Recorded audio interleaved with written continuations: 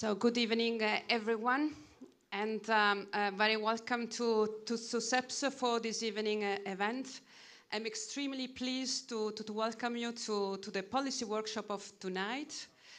Some of you may have recognized the format that we have for our policy workshops, which are organized jointly with Cassa Depositi e Prestiti. So, as usual, after work policy workshop, 1 hour, and then networking drinks. And the topic of today is extremely high on the agenda, and can you still hear me? And one where I think that there is a lot of interest in trying to understand what will happen in the next months. Indeed, tonight we'll discuss two key topics or concepts, if you want, of the political debate, which is EU competitiveness and the next MFF. And how can we strengthen EU competitiveness and what is the role of the MFF? I'm sure most people in this room have read two documents which have been published in the last couple of weeks by the European Commission. We had first the Competitiveness Compass, sorry, not compact, that is an old thing. Competitiveness Compass, which basically set the stage for a number of initiatives that the Commission is going to put forward in the next months about how we can restore European competitiveness. And the second document is the roadmap to the next MFF, which was published just last week, and basically set the scene for the document, which will be published in July by the European Commission with a proposal about the next MFF, and which will open probably long negotiations for deciding how to spend the European budget.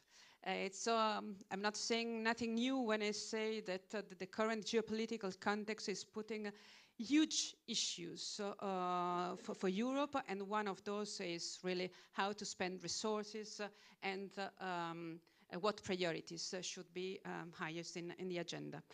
But without further ado, and given the short time that we have, I would like to invite on stage Lourdes Saucedo Montoya. She's Chief Economist, Head of Unit for the Multiannual Financial Framework at DG Budget, European Commission. Lourdes, the floor is yours.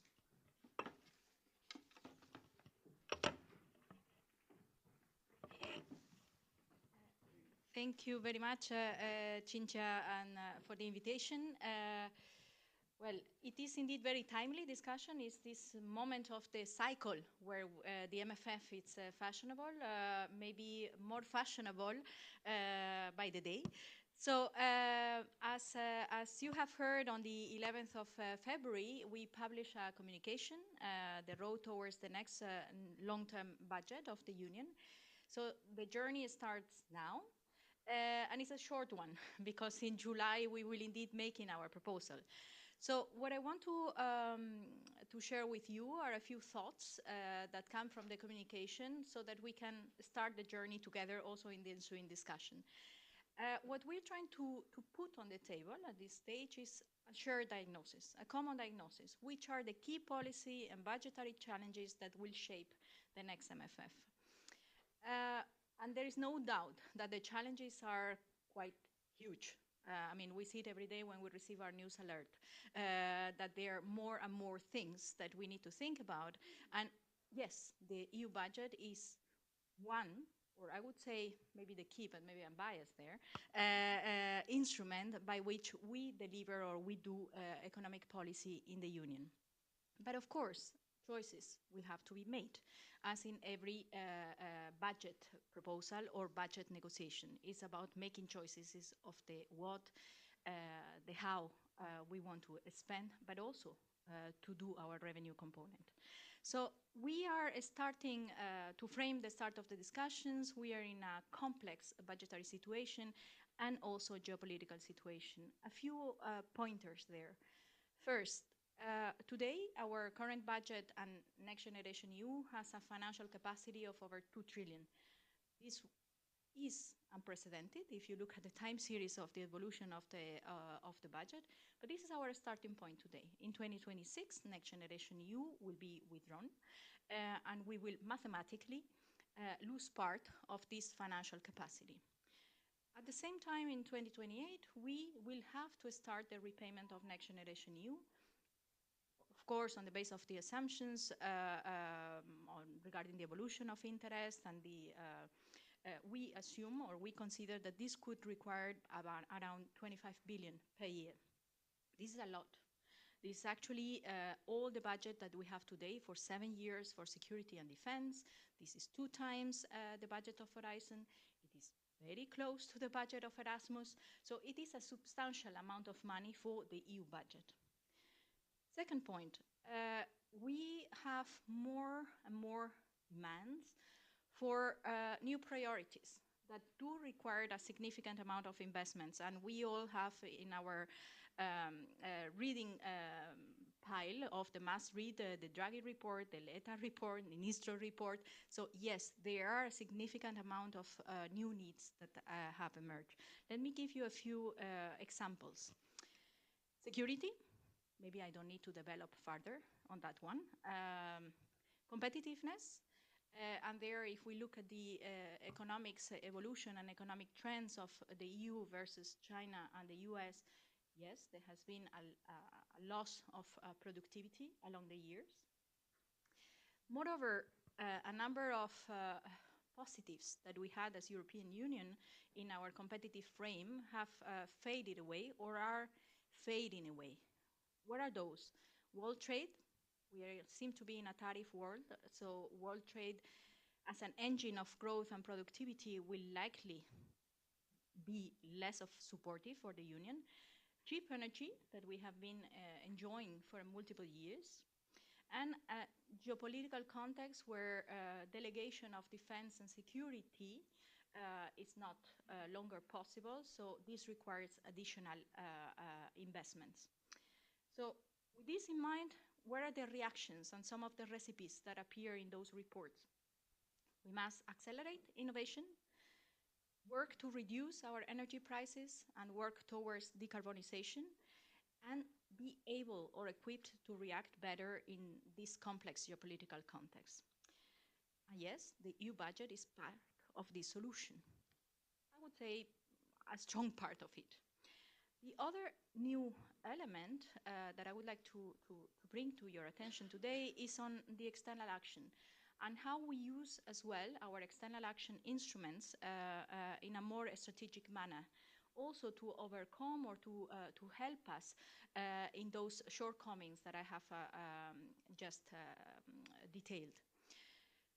And moreover, to these new priorities, the priorities that we had before, the needs that we had before have not disappeared. Yes, food security is still an issue, climate change is still an issue, the resilience and adaptability of our regions, of our social model, it is still an issue. We do have a revenue challenge as well in the EU budget, which is a very peculiar animal, as you know. 2/3 of the budget are financed by member states' contributions. We went through autumn, through all the season of assessment of the national budgets, and we do know that member states' budgets are also facing their own challenges as well. We must diversify, therefore, our budgetary revenues to have a different revenue streams as well. So with these elements that we work on, the communication, as every communication has a strong motto, which is the status quo is not an option. I would really say the status quo is really not an option, as I was told today. So in this setup, the EU budget has, or we have the objective to demonstrate that we really need to demonstrate that it's worth it, that every euro that comes to the budget has a meaning, it's meaningful. Investing in the EU budget is investing in our future. To do that, to reform the EU budget, as good economists, we always look back. What are the trends? What have we done well? What have we done less well? Today, we see a number of areas for improvement. First, simpler rules and programs. What does it mean? It means that it needs to be easier for those that do benefit from the budget. It needs to be easier for regional, national administrations and other beneficiaries, And we need to connect the dots more easily between the programs that are in the budget. It also means a more flexible budget. The budget, it's peculiar, as I said. It lasts 7 years, and today we have around 90% of the budget that is stuck. It's fixed. So if we have to react more quickly, if we have to react to new events, and we have 90% of the budget fixed, well, it's easy to do the maths. It's complicated to be able to react to those difficulties. So how are we going to work towards a budget that has more impact and that brings more policy coherence? EU value added.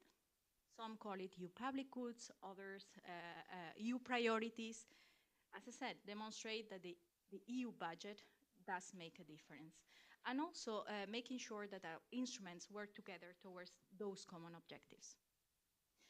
Another point where we need to work on and improved compared to the past, more accountability, traceability, and protection of the funds on the rule of law. Needless to say, this is really a must for the future. So, as I said, if we look into the diagnosis of the current budget, we see that the budget today is complex and rigid, as I said before. We have today around more than 50 programs only in the budget. Some of those programs do finance similar things, similar scopes, but each of them has different rules, eligibility, criteria.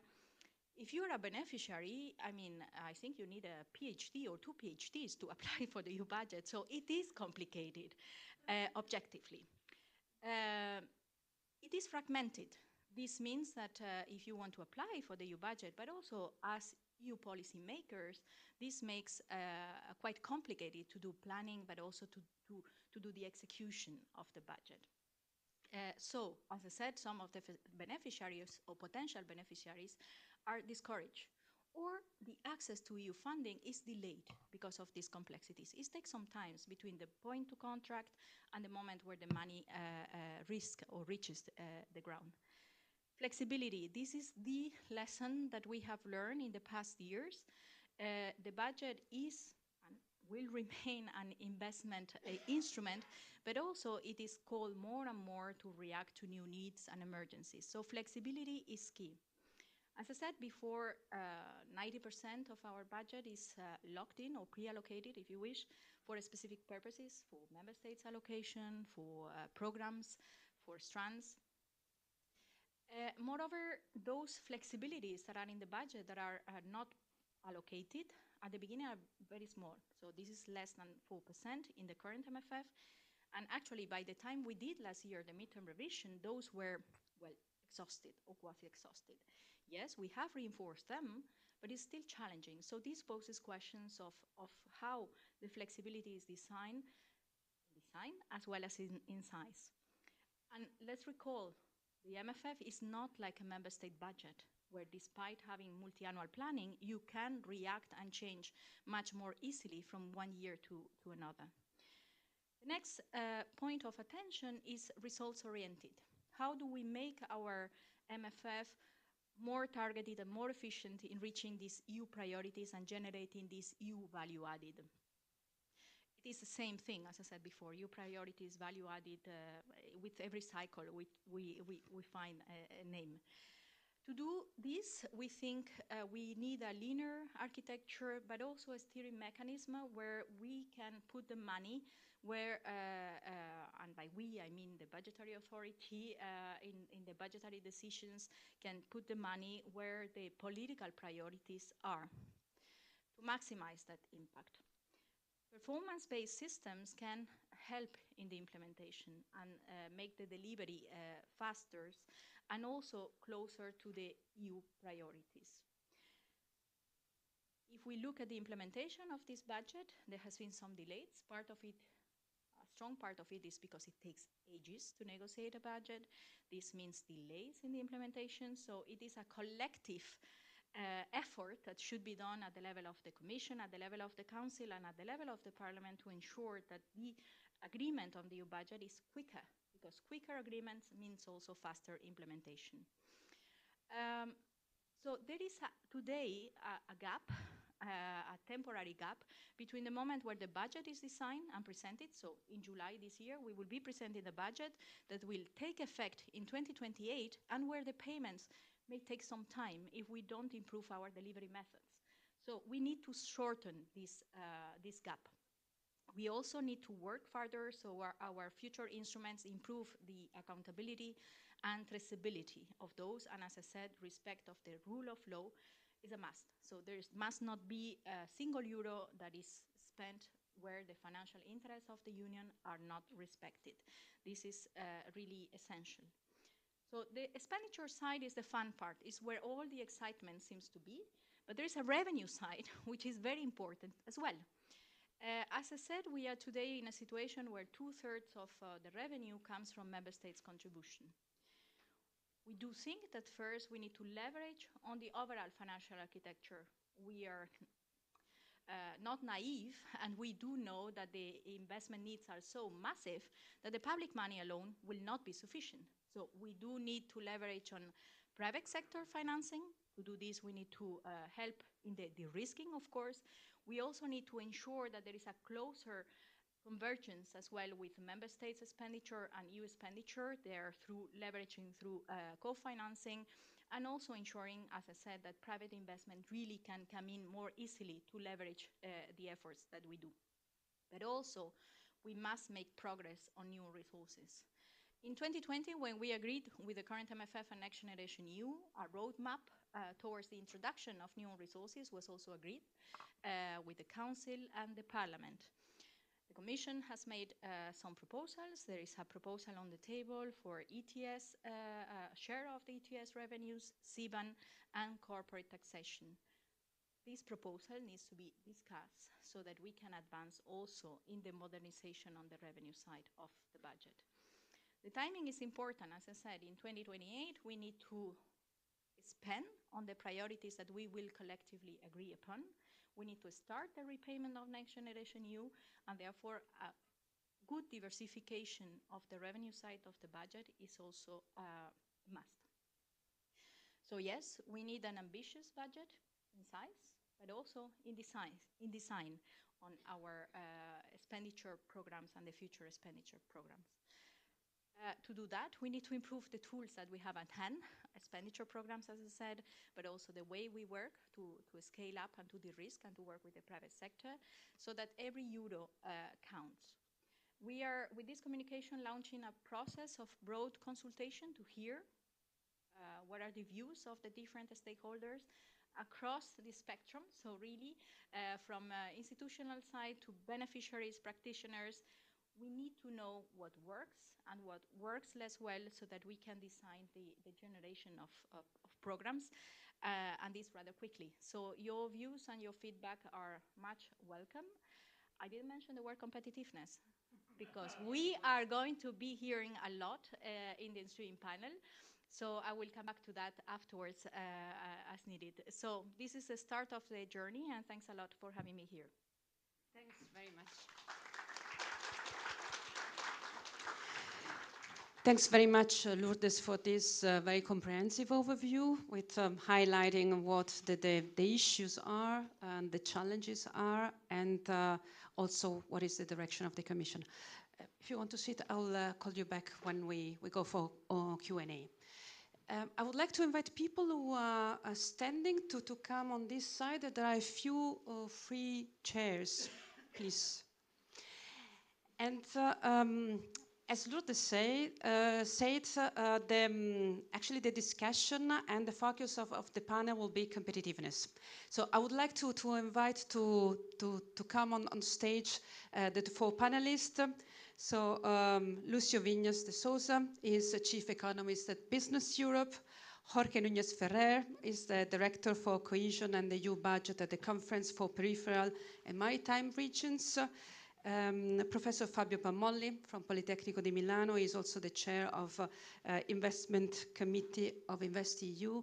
And last but not least, Annemieke van der Werf. She is the Business Development Director at InvestNL. Welcome, everyone. And let me start with a conversation. By the way, I would like to invite everyone to think of questions because we will go for a round of views, and then I would like to open the floor. I'm sure that there are a lot of questions. There are a lot of people in the room, so just think about it. So, competitiveness and the next MFF. I would like to start with Lucio.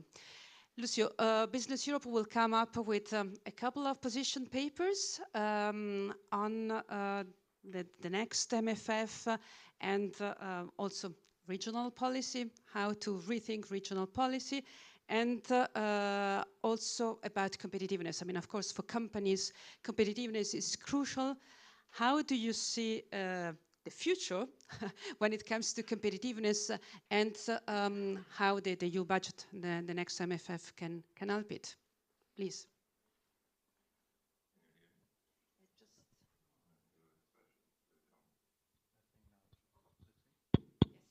Indeed. Magic. So, good night to all of you. Many thanks for the invitation, Cynthia. What I'm going to be saying has, in a way, a significant degree of concordance with what Ludis just said, and that's not because we are former colleagues at DG Ecofin. So. Now, I think that we should think of the MFF as one of the tools that we have to address what is the fundamental problem of the European economy, which is competitiveness. If we look what has been the performance of the European Union as an aggregate in relation to its competitors slash partners, the United States and China, in no particular order here, it is clear that we have stagnated in relation to the United States for the best part of the last 30 years. We are stuck at around 70% of the GDP per capita of the US. China, during the same period, increased its own GDP per capita in relation to the US by a factor of 11.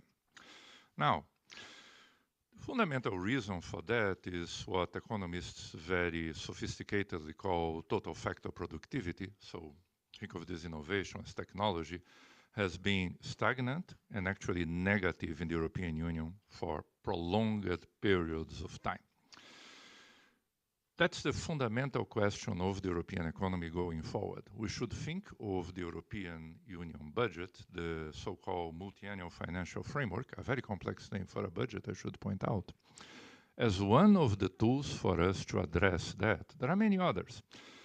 Structural reform, deregulation.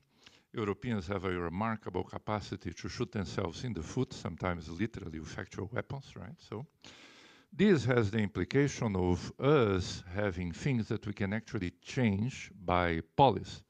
Deregulation is one of them, reduction of the regulatory burden.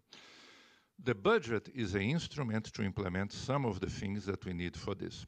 One is instruments related to competitiveness. And I'm going to be talking about this briefly from a point of view of the private sector. In the end of the day, it's not that the private sector in Europe is not innovative. It's not that we don't generate innovation. Actually, we do.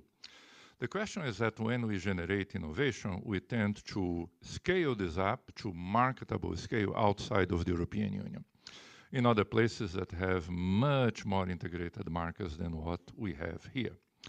How can the budget help on that? One of the ways is from the side of financing is potentially de-risking questions related to innovation from a point of view of the private sector, which is the interface between the generation of innovation, which happens among others in universities, and the actual commercialization of this. There is a very interesting proposal, at least on a conceptual level, on the roadmap, which is the Competitiveness Fund. We have, of course, to look at the detail of how this is going to be structured, how this is going to be financed, but this is in principle one of the instruments in which the budget can actually help.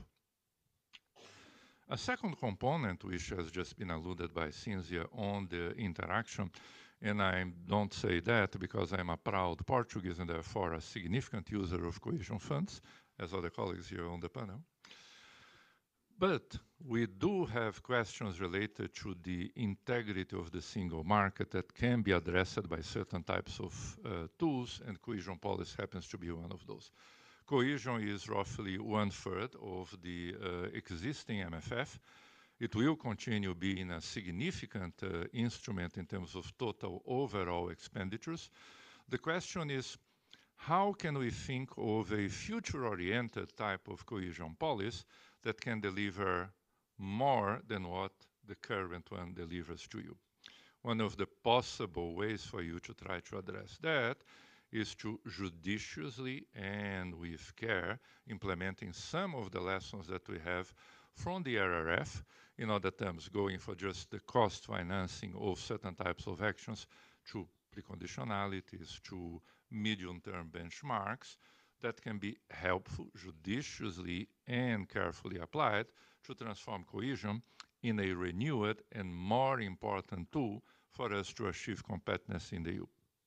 If you allow me one small final point, which is the question related to the prioritization. Trade-offs are going to be necessary.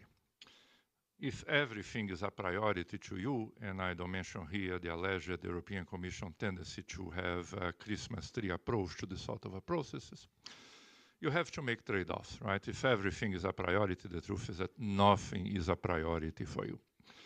My second point is one of the true headlines that we have from the point of view of the private sector concerning the budget, which is the overall tax load that would be lying behind that. We are already the highest taxed region on planet Earth.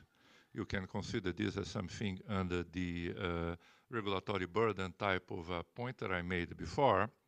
A true red line for this is whatever happens in terms of the budget should not imply an even higher taxation load on the European private sector, and I should point out, on households. I was, before in the United States in Harvard University, I came to Business Europe roughly 5 months ago, and one of the wonderful things that happened to my salary is that I started being taxed at a 50% level as opposed to 20%. So it's not only companies that suffer from that, every single one sitting on this room does suffer from that too. That's it from my side, Cindy. Thanks a lot, Lucio, for bringing this point, and not least the last one on taxation. But you mentioned cohesion policy. So this actually gives me the opportunity to give the floor to Jorge.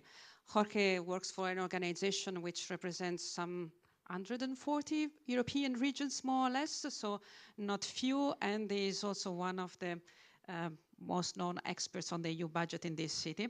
So I think it's very well placed to share some thoughts, including in reaction to what Lucio just mentioned. Please. No, I have to thank him because I can now focus on the economics. And he spoke about the policy, so I don't need to speak about the policy. Thank you very much. We all know that the European Commission is a political body, right? Well, that seems to be. Now, anyway, what I would like to bring here is to bring you to another dimension, one that is very often overlooked. I will bring you down to, let's say, the territorial aspect. I have always been fascinated on the territorial aspect because you see the economy does not happen somewhere else. You know, microeconomists sometimes look at curves, but curves happen somewhere. And I'm interested in the somewhere. And the economy is not happening in Mars because we know it's owned by Elon Musk. So we cannot do it. It has to happen somewhere here. And this is in the regions. It is in the places we go. I'm lucky with my job now. I go from the north of Sweden to the Mediterranean, to the other side, meeting the regions, discussing about their problems and the things. The organization where I am is maritime. So these regions are the forefront of migration, security, drug trafficking, every possible imaginable things. These people are handling problems all the time. So they feel and they think that somehow they have to be involved in the policies. And that's why they are asking also that also in the future of cohesion policy, it's not the central governments that are taking the control like it was for the RRF, because then the projects, sometimes they don't even see where the money goes. Know it from Germany, Mecklenburg-Vorpommern, they said they have never seen anything from the RRF. others said similar things. And the point is that they have problems. Or you are in Valencia and you're flooded, your whole economy is flooded away, or you are in other places and the thermometers are getting to 50 degrees, Murcia in Spain in the summer, which is several times now, which is not normal. So the point is the regions are at the forefront. But we have overlooked another things, I think. It's that we also have to think that we want a lot of things, but we are getting the message that of a well-known phrase, it is the economy, stupid. That comes from the US. Now, I don't think the US has managed expectations at regional level very well. So they do have a problem of expectation management, and we are seeing what this means. So what we saw from an analytical point of view is that we have been mapping all the regions. And we have seen, much to our surprise, not to our surprise, horror, is that we have 40% of them in Europe stagnating or declining. The rest is doing okay to some extent, and we have 10% that are outperforming in growth. Most of them are in the new member states, and it's because they're catching up. We have extremely small territorial pockets of strong economic activity. Now, we cannot hold the European Union based on agglomerating in 5 points in a map. And our territorial spread is smaller than the US one, and also the one of Asia. And that is where the regions are saying, hey, we have a problem here. Now, what we lack is territorial coverage and territorial scale economically. How do we get it? That's the question. That's the work that we would like to do with the Commission, with others, to think about that. Down on the policy, it is how do you make, I don't like the word competition.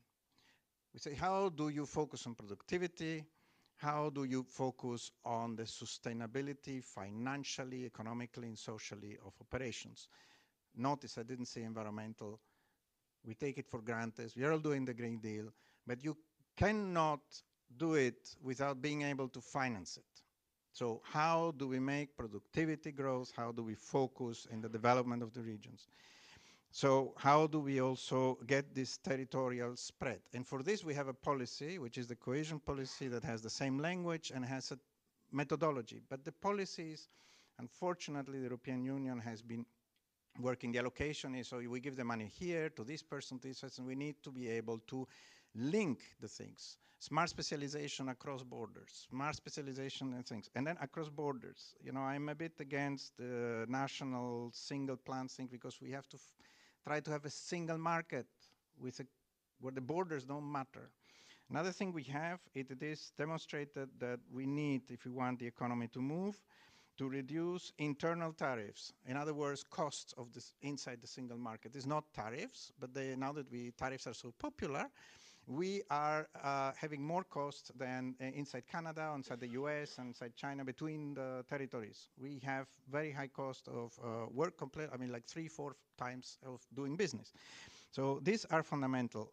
On financials, do we need a competitiveness fund, well, we need funds, but if we don't have the capital markets union, all of this is insignificant. We need to mobilize the savings and so on. So, and Draghi, Letta, and all of that. That's what, Drago, yeah. The dragon. And someone said Leto today in a meeting. We need to have this there, and so we cannot focus only on the budget. That's what I would like to say. So scale and this. We found no link between the regional competitiveness index and performance of regions, which is worrying, which means we have to find out why we don't have this. How do we link the single market to the citizens? How do we make citizens think that the single market creates opportunities to them? And then we go directly to Letta that sets freedom to stay. Freedom to stay. Not right to stay. This is van der Leyen that created. A right and a freedom is something different. A freedom is when you have the opportunities to stay. A right is when can you demand for you to be staying.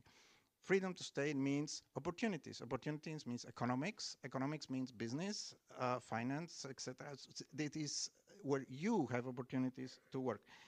This is why productivity is so important.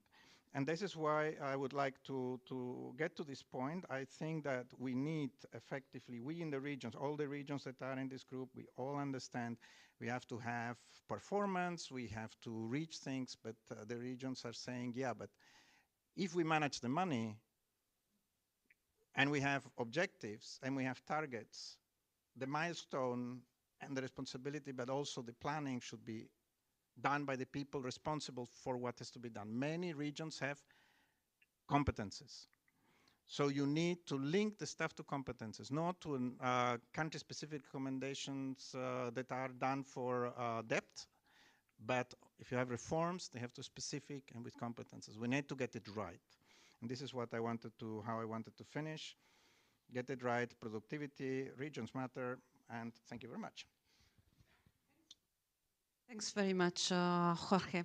And so we heard some key words, innovation, productivity, single market, and of course what the EU budget does. But maybe something that is important to say is that when we speak about EU budget, this is not only about grants. Actually, there are quite a lot of instruments, financial instruments within the budget. These include guarantees, include risk sharing, equity. And one of the questions is really how to use the budget to mobilize private investment. It's clear that with all the priorities that we need and all the demands for funds, public money cannot make it alone. So one question is how to mobilize private investment and how the mix in these instruments has been evolving. And this is the question that I would like to ask Fabio, please. Thank you. A few remarks. Given the magnitude of the needs that we have in front of us, and you already mentioned both the Draghi report and the Letta report, but also the remarks that Lourdes shared with us at the beginning are confirming that. We know that what we have achieved since the Juncker plan, so in the last 10 to 12 years, if we consider the design time of the Juncker plan, is an important addendum to the policy mix, meaning that we have now realized that contingent liabilities and the European guarantee umbrella is an important fundamental ingredient in the stimulus plans and in the actions that we can implement. This is the first remark. And the multiplier that has been measured for the Juncker plan shows that for every euro that we allocate to a well-managed European guarantee, then we have a deployment which is significantly higher than what we will have with grants. But then there is another remark on that. We see it from the problems that we had, some of us having the economist hat, raised concerns at the beginning with the RRF, if not because of the possible congestion that we would have expected on the management of the grants at the national and the regional level. So the fact that relying on financial instruments implies also an open architecture and the crowding in of components and actors that have an assessment capacity which is not like a subtraction to the role of the public. On the contrary, is an amplification of the capacity of the public to realize investments of public interest in areas in which we have partial market failures, and I'll come to that in a minute. This is a second lesson that we learn, and we should keep in mind, because it's important for Europe, and I'll come to another remark on this. Then what has been achieved since the very first steps, I had the privilege to serve as a member of the IC in the Juncker plan and then now in InvestEU, so and I saw the interaction between the investment committee and the implementing partners, meaning the EIB group, but now given the open architecture of InvestEU, also the national promotional banks that were attracted to work under the European scheme, not only as partners of the EIB group, but as independent implementing partners. And there is an important element, which is standardization. Standardization of standard instruments, financial instruments, coverage ratios for the guarantees, the discipline that is associated with the additionality assessment, which is basically quite important for a political reason, in addition to the technical one. The political reason is the fact that if we implement financial instruments covered by the guarantee, then we are realizing an important balance between conditionality/additionality in this case and risk sharing. So we come back to the dilemma that we have at the macro level when we talk about, the recovery fund and the importance of common debt or the difficulties in having a shared view on that, in an implementation which is then embedding and which is combining inherently a balance between conditionality and risk sharing, which is a good, I would say, common ground or middle ground between different perceptions and different representations of what budget discipline could be. So this is a second important point. I'm going to close with a few remarks. First, I think that it is time now to scale it up. I mean, the member state compartment is a nice toy room, which we used, but it is a toy room. Either we are able to scale it up, reaching a balance and a matching and a synergy between national resources and European resources, or it will be an incomplete effort.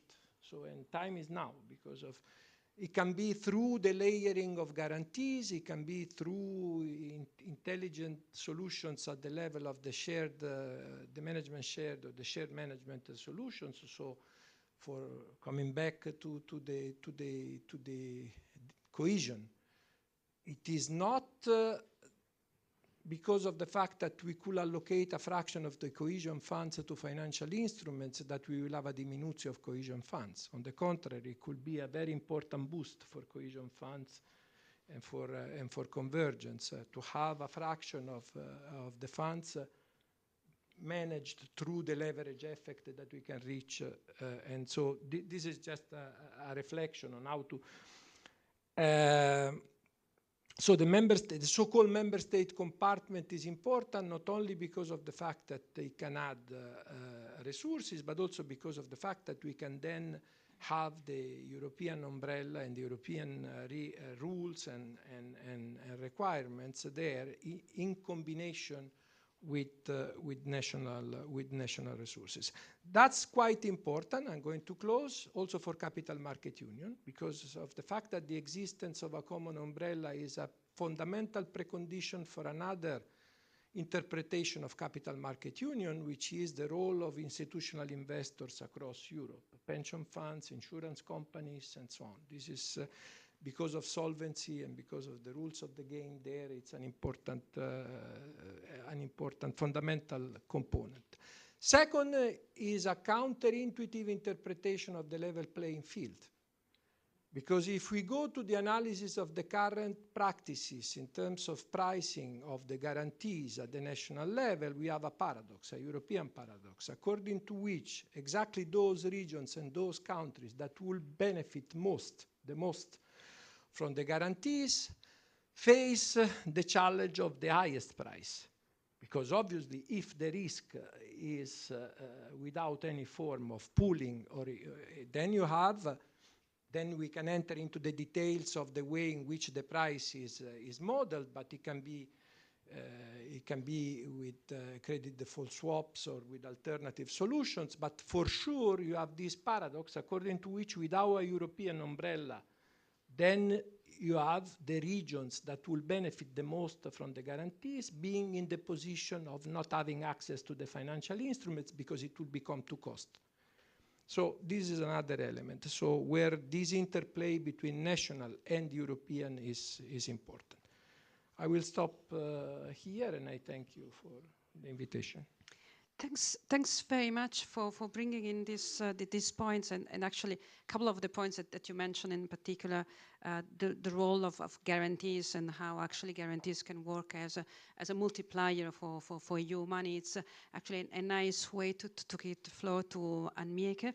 I mean, InvestNL is a national promotional institution and basically is one of the implementing partners. So I think it would be interesting to hear how the organization, for instance, is able to leverage on EU money, and how would you see the future of the MFF given your experience? Yeah, okay. Thank you. Yeah, sitting next to the chair of InvestEU, it's always nice to tell about the implementation process. Yeah. Don't destroy us. Huh? No, it's definitely not. No, I'm going to throw with numbers and then hopefully you're proud. So, being the new kid on the block on NPBIs, we have been established 5 years ago. So that is really an opportunity to form the agenda from scratch. And so we work very closely related to the Dutch policies, but also to the European policies. And we focus on the high-risk investments through 3 direct equity InvestEU guaranteed products. We focus on sustainable energy, first-of-a-kind plants, demonstration plants, and deep tech. And as the sole implementing partner with direct equity InvestEU guaranteed, we make up to 350 million direct equity investments with InvestEU today, of which is half guaranteed by InvestEU. And let me share with you a couple of examples, because this is the real economy we finance. We finance Meatable, which is a Dutch company that grows real meat from stem cells in 4 days, and you can eat it. We invested 15 million euros equity in the company, and the company aims to scale up the production to a cultured meat commercial viable plant. And what is really nice to mention here is that they've been mentioned in Time magazine as one of the best inventions in 2024. So thank you very much, Meatable, and thank you very much, InvestEU. With that, we also invested in BioBTX, which is a company that is a pioneer in sustainable chemical technologies, and they will use the 18 million funding equity to build a circular chemical plant to convert mixed plastics waste. And what is needed then from a national promotional institute is that we also take care of our policies, that we go speak to our politicians, we go speak to our representative in parliament. Please take care of the public funding, because if cheap plastic waste from countries like China flow into your market and these companies are going bust because the policies are not being implemented well, then public funding goes bust, and that's our role as well as an MPBI.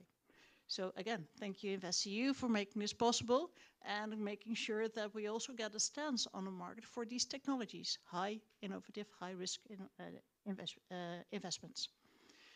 Another venture debt product or venture debt financing I'd like to mention is Hyatt Solar, which is a scale-up in innovative thin foil production processes. So all these 3 have something in common with the European policies. We implement it through the market, we implement it through the companies in our region with the help of European funding. So I think overall it's fair to conclude that InvestNL follows already recommendations of Mario Draghi, and that we try to implement these through the companies. But as you know, the Netherlands is rather small. So if they want to scale up, we need our partner investors. We need a good financing landscape. We need other markets outside the Netherlands before they get chopped off the market by Chinese or US investors. So we need the European Union. I can go on a competition gap, but you have another question for me. I would like to ask you how you see the possibility of boosting competitiveness, and how you see it, for instance, your role in relation to the competitiveness compass that was published a few days ago. Yeah, so we focus on the 3 main pillars: closing the innovation gap, combining decarbonization and competitiveness, and reducing dependencies and increasing security. And let me mention a few. So we encourage innovation by supporting high-risk and early-stage companies, as I just mentioned, by financing, but also by helping them out on making sure that all these site conditions are met for investments to flourish. It's not only money that takes a company to grow. You need policy, you need knowledge, you need encouraged investors. So all of that is coming together in the value chain. So for that, we frequently help out on development activities, and that is not only investing in companies. It's not only financing that makes a company flourish. So we focus on energy, the agri-food sector, protein transition, the circular economy, and health innovations. And with that, we leverage European funding by having the help of InvestEU. We co-finance with our European Investment Fund and European Investment Bank. And we also provide additional private capital to the public funding of ministries. Our leverage on every euro public funding in the market is about €3 private funding. So I think with that, we close the innovation gap and we provide financing. On decarbonization, I already said we focus on renewable energy. We provide financing to green hydrogen, which is difficult, which is expensive in the Netherlands and may not totally be logic. But we have the technology, we have the knowledge centers, and we do have an offshore market. Last but not least, on the reducing of the dependencies and increasing security, we advise on policies and investments to ensure economic security. So we go out and reach out to our policymakers, take care of public investments. Do not let go of public investments in your country. And if policies are not implemented well, then we tell them that companies go bust. And that is not a nice story to tell to your politicians. So additionally to that, we chair a lot of financial leadership groups, like the Circular Economy Financing Leadership Group, which is a unique network of financiers, cooperating together on complex circular economy transactions. In addition, we are also a member of JICE, the Joint Initiative on Circular Economy, in which we collaborate with the 5 largest MPBIs and the European Investment Bank. And last December, we jointly submitted a position paper to the European Commission on accelerating the circular economy. And that is a nice bridge to my next position paper, if you allow me. But that's your next question. Would you like to raise a question first? Maybe if you just can close on this point quickly so that we can open the floor for questions. Okay, so quickly on what my view is on the MFF. So yes, the MPBIs are a crucial element to the financing landscape. I'd like to reach out also to our other MPBIs and the European Association of Long-Term Investors. We put a position paper in place with the 20 CEOs, and our CEO signed it as well. And we had a couple of recommendations. And that was briefly already mentioned, select instruments that increase the crowding in effect. AVIF is one of the good examples, but also blended finance is one of the elements that the MPBIs can perform. And please simplify and standardize the rules on the financial instruments and trust the partners. We've jumped through many hoops with the EU pillar assessments. And I think that's a quality guarantee. It helps us also to reach out to banks, and we tell them we've been passing the EU pillar assessment, but please allow us as well to implement then the EU funding. And last but not least, enhance the InvestEU, confirm and enhance InvestEU Guarantee Fund. Okay, I think the messages were very clear, and I'm sure we'll get back to it. So I would like to open the floor for questions. Who would like to break the ice? And I would like to ask Lourdes to come on stage.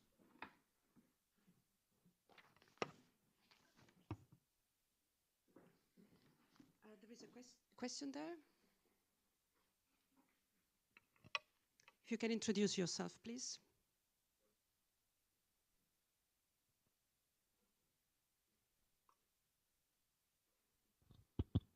Okay, thank you. Hi, my name is Emir Demircan from Infineon Technologies. We are a semiconductor company. So my question to the Commission, Lourdes, can you tell us more about a bit the competitiveness funds? I mean, there are so many things on the social media, everybody interprets in a way, but what are we really talking about there? Merging some, let's say, research and innovation funds that companies use. This could be in the future FP10, Innovation Fund, DEP, and so on. Is that so? Would be great if you could at least clarify a bit if there's any misunderstanding that you have seen also around. Thank you. If you allow me, I would like to take some other questions. Anyone else? The lady there. Thank you very much. My name is Silvia. I represent a network of young research universities, and today is an audience that is very different from the one that we used to have. We tend to talk very much about ourselves. But I see a lot of companies, investors, and other colleagues indeed representing other sectors. And in our sector, we are very concerned that the current communication of the MFF, but also the Competitiveness Compass, doesn't acknowledge the role that research and investing in this knowledge capital that we have in Europe has. And we are seeing, and I wanted to see maybe a reflection from the panel, but also maybe even from the audience, if we can then later discuss, what would we do with the next framework program, for example, for research and innovation that doesn't have the same investments, and that we are then not creating this knowledge capital that will be so required in the next decades for more scale-up. We see this focused on scale-up and deployment, but what do we do if we lose what we actually do very well? Thank you. Thank you very much. There is another question here, Matthias, and then one. Matthias? Cheers. Yeah, Matthias Busse from the IMF. One question on performance-based budgeting, which seems to be getting a stronger role going forward, and on involvement of regional stakeholders. So this has worked quite heterogeneously across countries in terms of their involvement in the RRPs. How would you see a better involvement at which stage of these regional stakeholders in the process of the design stage, since you mentioned the importance in the implementation phase? Thank you. We take a last question, the lady. And,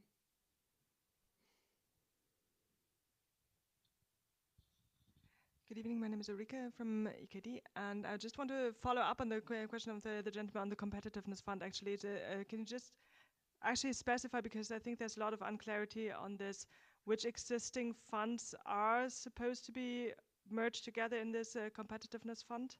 If there are any information on that. And also, what about the other funds under direct management who are not going to be merged in that? Thank you. Okay, maybe we go for these 4 questions. So a couple of questions on bit clarity on the competitiveness fund. I don't know, Lourdes, how far you can go.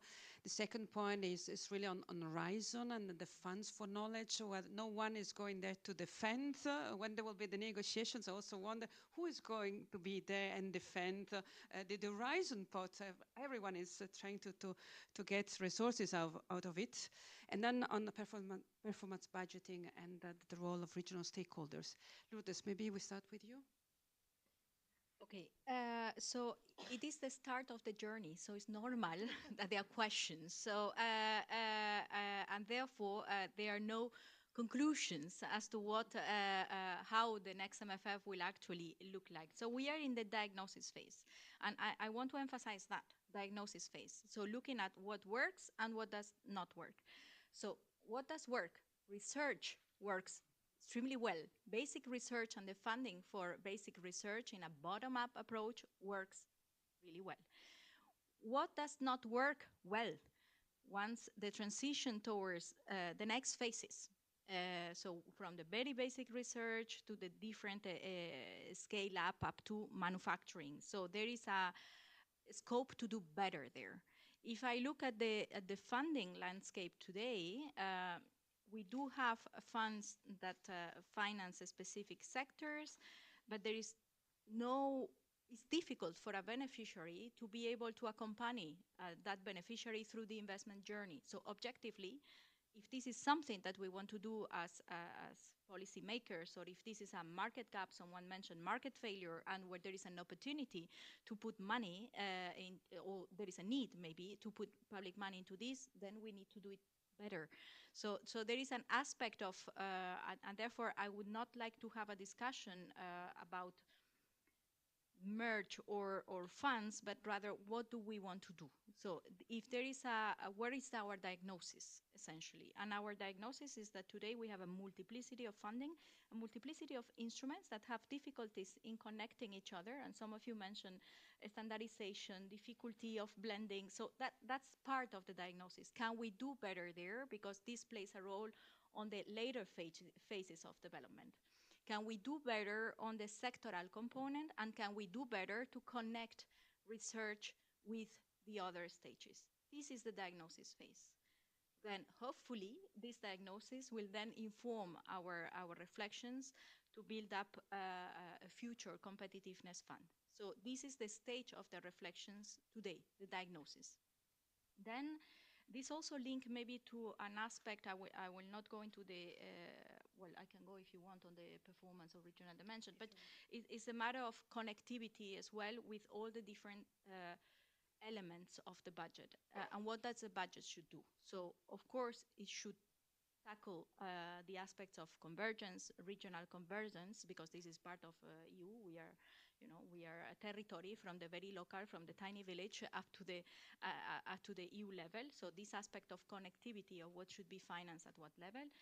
And there is also the aspect that was not mentioned today, as it's very much linked also to competitiveness, is what are those market failures, these issues that are not financed by anybody, that are not financed by member states, that are not financed by the private sector, if there is no EU public money put into those.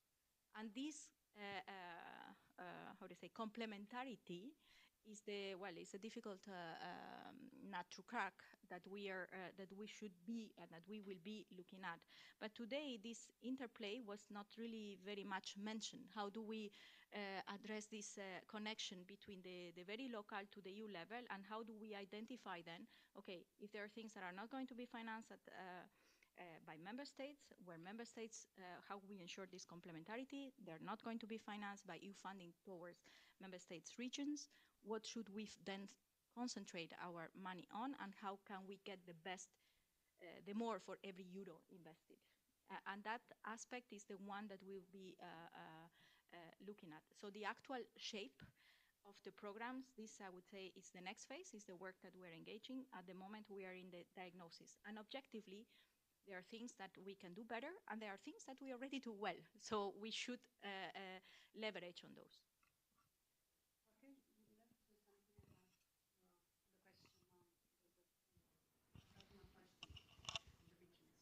Yeah, it's let's put it like this.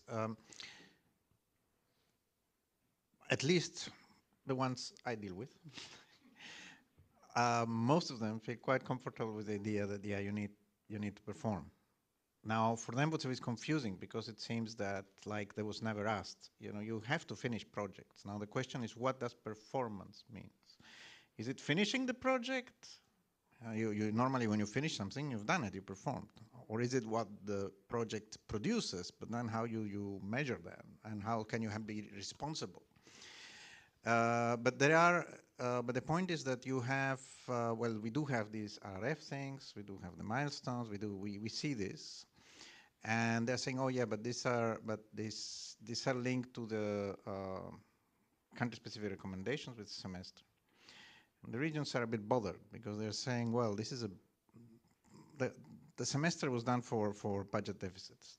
So you do a link there with public expenditure and so on, and then they started to do it, but the link is not very good. Even the RF is not very good. So how do we handle this? And so we think that, okay, we could have, first we need simplification.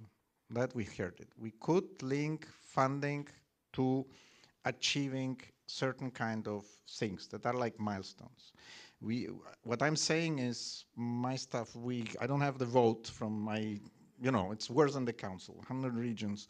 But the idea is you say, well, we have a problem here or here or here, and we have the competence. And the water system is problematic, or whatever.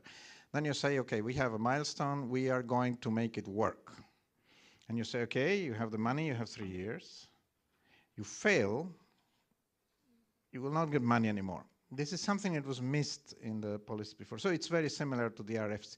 But you link the funding to specific things. You don't link the funding to the performance of the macroeconomic level of the government, because some regions are not even, you know, they are, I mean, to say to some regions in a federal state where, you know, that I am Catalan, you know, the relationship, and you say, well, Madrid will have to reach an agreement, and we are linked. You know, they don't like it. They say, okay, we have health, it's in our hands. Education is in our hands. This is so, we have this. We have a milestone. We have a regional obligation. And it's ours. And if we fail it or we don't fail, it's our business. And this is where I think it should be going. But for this, you need to have another system of deciding the reforms. And you have to regionalize the semester in a certain way. And this is something that, for example, Belgians understand very well, but not others. And I know that this is some countries that are federal, they don't like that. And they say, no, no, no, the semester, no, no, they should be national, should be ministers of finance. Because you have a competences also, ministers of finance. Here you're trying to introduce the region. So we need to find a way to link reforms to the competences, and then you can get the regions and I think into it. That's the way, but it's not easy. Not easy, okay.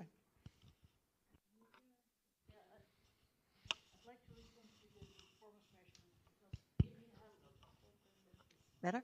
Yeah.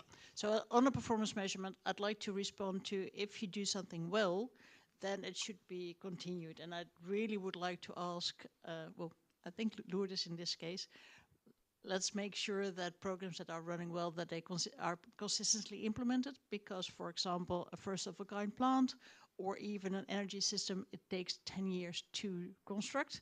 So let's, from development to operation, we really need a consistent system. And on this performance, like the guarantee system, now the chair is gone, so I can speak freely. It is an expensive product for all of us. And I think you should do that at the start to learn and to understand what the product does. But if the product runs well, we should think of a different pricing. Lucio? Many thanks. It's actually a point related to what Jorge just said. By the way, I did not know that you were Catalan. And Mieke. I think that what Matthias there, who is actually a former member of my department when I worked with President Juncker, is a more general problem that we have in terms of specifically European Union budgetary instruments. We don't evaluate well what's the value added of the instrument. Doesn't matter if it's a federal level, if it's a state level, we simply don't do this well. I think that the real question here is for us to have a horizontal strategy to do systematically and homogeneous ex post evaluations of all our budgetary instruments to see what should be kept, what should be not. Whatever happens at the regional level is actually just a symptom of this overall lack of evaluation capability that we have in terms of our budgetary instruments. So that's actually one of the pleas that I would make on a personal and institutional level in the future concerning the future design of the MFF. Thank you very much. And with this, I would like to invite on stage Martina Colombo. She is the head of European Affairs at Cassa Depositi e Prestiti, and this gives me the opportunity to thank Cassa Depositi e Prestiti for supporting us in this event. Martina. Grazie, Cinzia. Good evening, everyone. Thank you very much for coming. We're very honored and pleased to have you here tonight with us. Allow me to somehow wrap up a bit what we have discussed and also give a bit the perspective as already Anna has anticipated of the European Long-Term Investors Association when it comes to the discussion on the new MFF. So the current budget structure must be reformed to respond faster to the policy priorities, common objectives outlined by the new Commission, as you said, Lourdes. We need to work on the future budget to make it policy-driven, of course, but simpler, more impactful, more flexible. At CDP Group, alongside the broader community of ELTI, so the European Long-Term Investors Association of the 33 national promotional banks and institutions of Europe, we could not agree more. my CEO, the LT president, shared with all the new commissioners our ideas on how, again, anticipated, how we can contribute to foster competitiveness. Together today, collectively, we mobilize 300 billion every year, which is a bit more than 1/3 of what Mr. Draghi evaluated. So it's a lot, talking about magnitude, as Fabio was mentioning, but it's not enough. And how do we fill in these 2/3 that are missing? Well, we have a very successful example in the open architecture with InvestEU, and I'll get back to that. The smart use of the EU budget can achieve this crowding in effect and leverage the private capital that we need to fill in the gap. And I'll get back to that. So count on us, national promotional banks, and also stakeholders of this community to work together in designing a next MFF that functions faster, better. The open architecture, so direct access for MPBIs and IFIs to the EU budget introduced for the first time in this MFF with first EFSD, EFSD Plus in the external action and InvestEU for the internal action, has proven to be a success. Today there are 17 implementing partners, bigger banks, smaller banks, an effective way to better achieve local needs because we know the local markets. So we would really welcome that the open architecture will stay in the next MFF, not just having the EIB group as the exclusive partner of the Commission. Is the EIB group in the room? Probably. But I think they expect me to say this. So we would like a budget continuity for the open architecture in the next MFF. This is very important because implementing InvestEU has been a titanic effort. And I say it from the position of a big bank. So let's not imagine on smaller banks. Yeah? So complex, cost, money, time, effort, but we're very proud of what we have achieved. And we would like to see it continuing in a smartly simplified way. Why do I say so? Because there are no quick fix. Because we have invested also, IT and a lot of effort has been done in simplifying. We need to be cautious and do it right. As Fabio said, InvestEU can respond to the policy objectives. We have the 4 windows that some of them run faster than others. And in this respect, I think it's important, we believe it's important that the window split can be adjustable over time.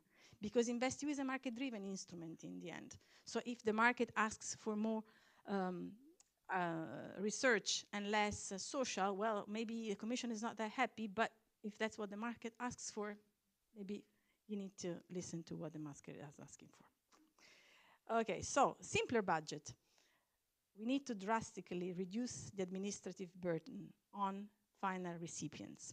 We've put forward, again, as the association, 9 proposals. I think Ms. Rizzo has received them as well, on how to simplify, starting from InvestEU, yeah? But also some of them, because they involve adjustments in the financial regulation, can also be seen as simplifications, more broadly speaking, for the open architecture, because they work also for the external action instruments. Looking ahead to the next MFF, I think there is a big trade-off between policy steering and implementation. And the implementation of modalities of the EU budget can help Commission decide where to stand. I explain this better. Indirect management can help achieve speed because under fully delegated implementation, but fully delegated implementation of financial instruments such as InvestEU, we can deploy fast. And in the next MFF, we can even deploy faster because we have already a lot in place. So top-ups to existing financial products should be super easy. We have participated to the second call, and we are still waiting to finalize the contracts. So a model like COSME, with full delegation to implementing partners, less governance, less burden on us, would simplify a lot and make it immediately less burdensome on the final recipients. On the other hand, if policy steering is really the priority, then direct and or shared management is a better option, because then the Commission can decide directly how to spend the money, and the Commission can still rely on us, like in the CEFA-FIF model, where we can blend, but blending is a word that maybe we can combine repayable and non-repayable financial instruments for a better use of the EU budget. It's also very important how we design financial products to achieve the risking and crowd in the private sector. So very important, for example, to restore subordination in layer structures, because those are the ones that put us, national promotional banks implementing partners, in the lower sort of risk category and allow the others to come in. So this, in essence, is our proposal for InvestEU 2.0. And we believe that by working together, we can really make this a much faster and more effective budget. Okay, thank you very much. Now, we continue with a cocktail downstairs, as usual. So we invite everyone to Cinzia, we'll follow Cinzia, basically, yes. And we continue the discussion downstairs. Thank you very much.